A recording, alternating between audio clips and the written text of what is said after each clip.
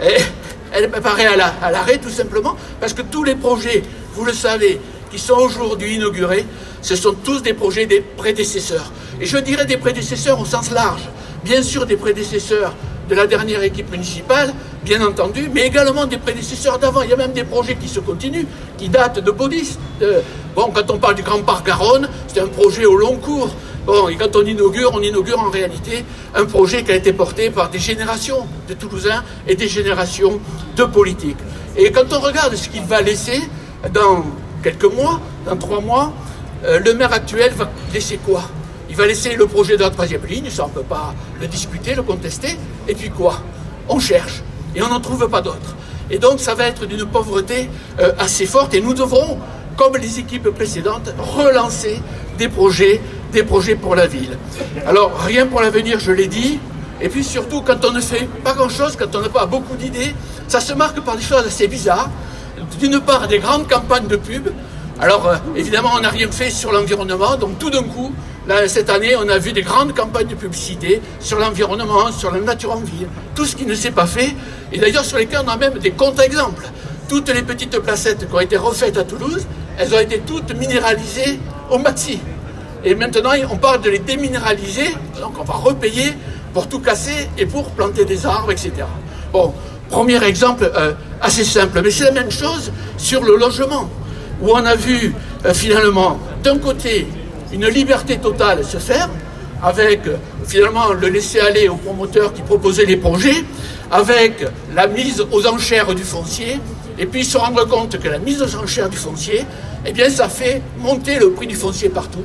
Et maintenant il faut lutter contre cette augmentation du foncier, et on vous parle au dernier moment d'une étude sur l'encadrement des loyers. On vous parle d'une étude sur l'office foncier solidaire. Tout ça, ça se fait au dernier moment pour pas que ces thèmes échappent, pour pas que ces thèmes soient portés par nous, d'ailleurs ils le sont, par nous, et bien sûr au dernier moment on essaie de les mettre là-dessus. Voilà, la nature en ville, j'en ai dit un mot, et enfin des propositions également sur la fiscalité, alors où là on a des grands moments, où on nous explique qu'après avoir augmenté les impôts de 15% en début de mandat, eh bien finalement, on a eu le beurre et l'argent du beurre. C'est quand même une citation qu'il faut garder, relever, le beurre et l'argent du beurre, parce que avec le gouvernement de Macron, on vous rend la taxe d'habitation.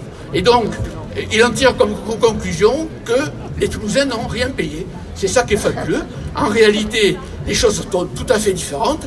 On peut le dire exactement la même chose en disant tout simplement que les Toulousains seront en France les seuls qui ne verront pas leur taxe d'habitation baisser puisqu'ils l'ont déjà payé à la commune avant. Voilà tout simplement ce qu'on peut dire sur cette affaire-là. Donc il faut être quand même particulièrement gonflé pour dire ce genre de choses et pour continuer à affirmer sur cette question.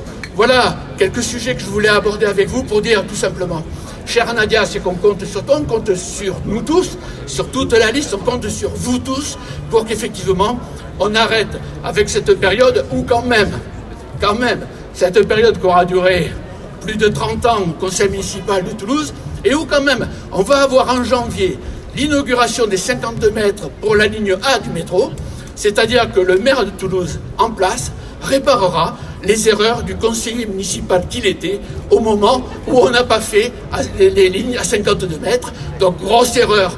On aurait eu 2 millions à l'époque, 2 millions d'euros de travaux. On en a aujourd'hui 150 millions. Il va s'en féliciter.